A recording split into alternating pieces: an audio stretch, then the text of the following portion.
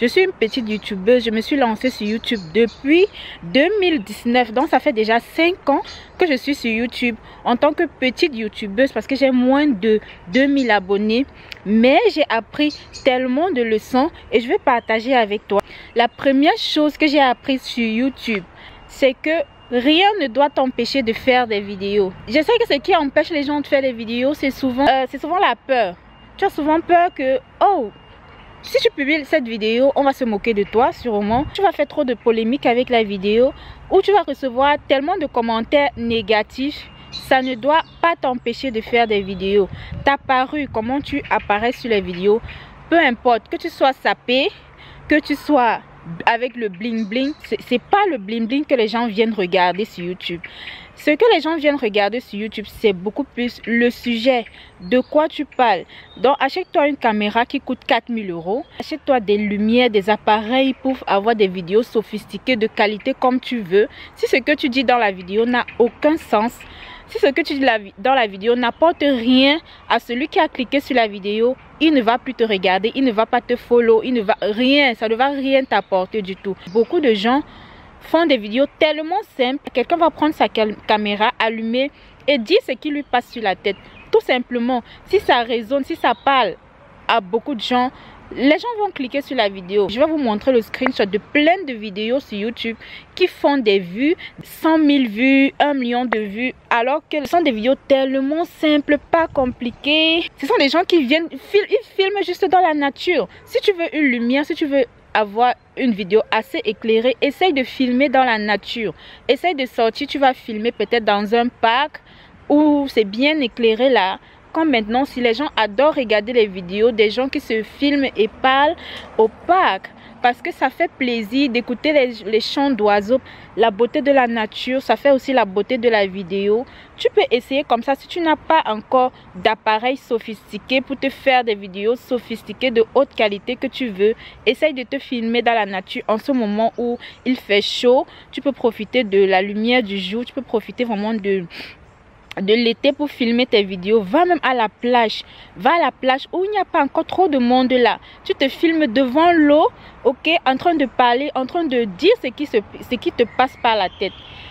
Et j'ai aussi appris sur YouTube que aucun sujet n'est inutile. Il y a des gens sûrement qui se posent les mêmes questions que toi. Il y a des gens qui ont des mêmes questionnements sur leur existence. Si tu as envie de parler d'un sujet, vas-y, allume ta caméra et dis ce qui te passe par la tête.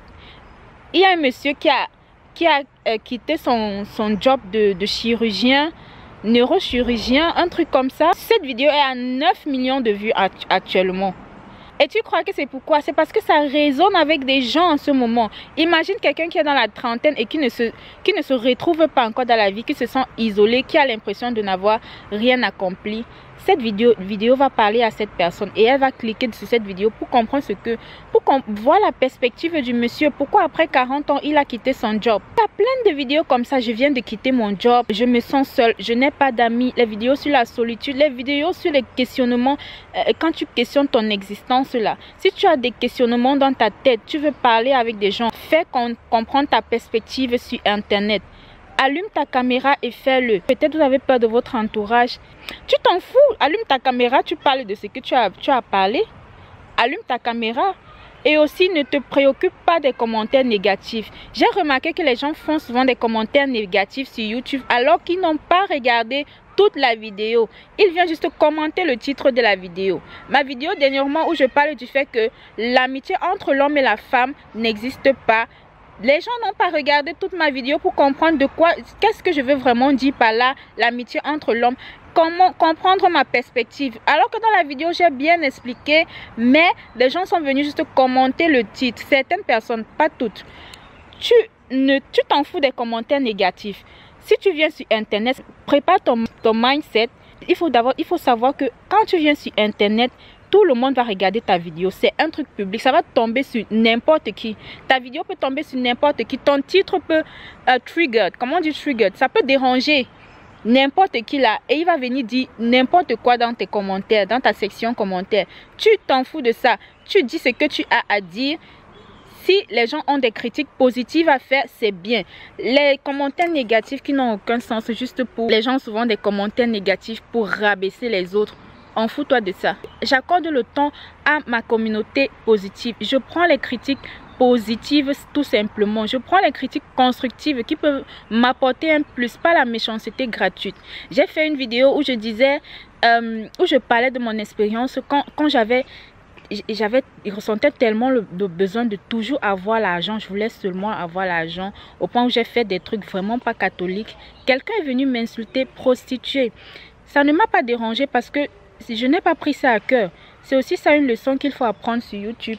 Ne prends pas les commentaires à cœur. Parce que si tu sais que tu n'es pas ce genre de personne là, ça ne doit même pas te déranger. Il m'a dit prostituée, j'ai dit ok, tu ne me connais pas. Faut me montrer un comptoir où je travaille en tant que prostituée. Avant, je pouvais perdre le temps là. Je pouvais prendre ce commentaire. Je perds le temps sur ce commentaire. C'est-à-dire, je vais me justifier par A plus B que je ne suis pas une prostituée à cette personne. Mais là, maintenant, je n'ai rien à prouver à personne. Je sais qui je suis. Je ne prends pas ça à cœur. Ça ne me définit pas. Les commentaires qu'on va venir dire sous tes vidéos, ça ne doit pas te définir. Parce que les gens abandonnent. Je connais des filles qui ont commencé sur YouTube. Elles ont abandonné. Je leur demande pourquoi. Elles disent, ah, je n'ai pas le cardio. Il y a trop de commentaires négatifs. Je n'ai pas le cardio pour supporter tout ce qui... Les gens qui viennent commenter les trucs négatifs là. Mon frère, je n'arrive pas à supporter. Je n'ai pas le cardio, mon frère. Tu ne dois pas regarder ça. Déjà que tu es capable de désactiver la notification pour ne même plus savoir si on a commenté ta vidéo ou pas. Moi, je sais, je connais mes gens qui commentent positivement, qui sont bienveillants. Dès que je vois le nom qu'ils ont commenté ma vidéo, je vais leur répondre. Je réponds juste, j'accorde le pouvoir rien qu'à ma communauté positive. Rien qu'à eux. Tu t'adresses, tu ne réponds aux commentaires que si tu connais tes gens qui commentent positivement. Tu accordes ce temps à ces gens-là. Maintenant, il y a souvent parfois les débuts de commentaires. Quand tu vois les débuts de commentaires, tu sais que le commentaire là doit être positif ou négatif. Si ce commentaire là, ça commence déjà par fiche le camp ou bien, je sais pas trop, un truc un peu insultant là, je ne lis pas. Parce que c'est possible de voir juste les débuts de commentaires. Tu ne vois pas tout le commentaire entièrement. Pour protéger ta santé mentale, tu ne lis pas. Tout simplement, tu laisses passer. Si tu veux lire tes commentaires, tu ne lis que les commentaires de ta communauté positive. Le reste là, je ne sais même pas qui a commenté. Je ne sais même pas qui a commenté ma vidéo. Je m'en fous. Une autre chose qui ne doit pas t'empêcher de faire des vidéos sur YouTube, dans une autre leçon que j'ai apprise, c'est ne pas avoir peur d'exprimer ton opinion. On n'est pas sur la terre pour avoir les mêmes opinions. Est-ce que je ne sais pas si vous connaissez la femme qu'on appelle Candice Owens. C'est une noire américaine qui est très polémique, cette femme-là. Elle est beaucoup détestée par les Américains. Elle est très conservatrice. Elle a son opinion là. Quand elle est ancrée à son opinion, personne ne va lui dire le contraire. Ça ne veut pas dire qu'elle n'accepte pas les arguments des autres. Elle accepte la discussion. Quand on l'invite sur les plateaux de télévision, elle est ancrée à son... Elle s'accroche à ce qu'elle pense, à sa croyance. C'est comme ça que tu dois être. Je l'adore parce que la femme là, non, elle s'en fout. Elle sait qu'elle sera détestée. Elle s'en fout. Elle pique où ça fait mal. Elle dit ce qu'il a dit. Ça ne veut pas dire qu'elle a toujours raison. Hein. Même si les gens vont voir que, même si dans ta vidéo, ce que tu dis est logique, ils vont toujours trouver de quoi... Ils vont toujours trouver un truc négatif à dire. Et tu ne dois pas t'accrocher à ça.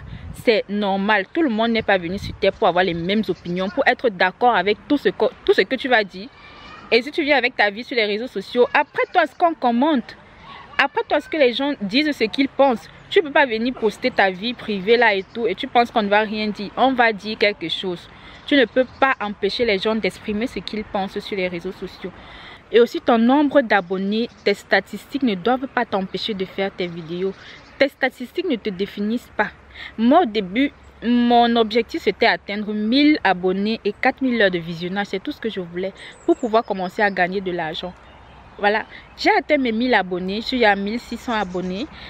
Et bientôt j'atteins 4000 heures de visionnage, je suis à 3972 heures de visionnage. Bientôt j'atteins mon objectif comme j'avais prévu. Mais maintenant que je veux faire de ça, un travail à temps plein. Je vais m'essayer dans la création de contenu à temps plein. Je vais maintenant me donner à fond. Je vais adopter de nouvelles stratégies. Je vais essayer de voir ce que ça va donner. Je vais faire des efforts en fait pour atteindre plus que les objectifs que je m'étais fixés au début. Et si ça donne, c'est bien. Si ça ne donne pas, ça ne veut pas dire que je suis nulle. Je suis pas nulle. J'ai fait des efforts. Je n'ai juste pas trouvé mon public. Je fais avec ce que j'ai.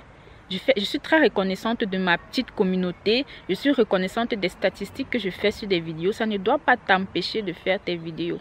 Tout le monde ne peut pas avoir 1 million d'abonnés. Tout le monde ne peut pas être comme MrBeast. C'est normal. L'essentiel, c'est d'aimer ce que tu fais. Moi, j'adore ce que je fais. J'adore créer du contenu. Ça me déstresse. J'adore venir, je parle devant la caméra. J'adore dire ce que j'ai dans la tête, ce que j'ai dans mes pensées. Ça me déstresse, ça me détend. Ça me permet de ne pas toujours sombrer dans la solitude, dans l'anxiété, la dépression. Ça me détend. C'est tout ce qu'il faut. C'est l'essentiel sur YouTube. C'est l'essentiel quand tu veux créer du contenu. J'espère que tu as appris quelque chose de cette vidéo, que tu vas sortir de cette vidéo avec un nouveau mindset, ok? Et que ça va te booster, te motiver à te lancer sur YouTube, à te lancer dans la création de contenu. Voilà, on se retrouve très prochainement pour une nouvelle vidéo. Bye!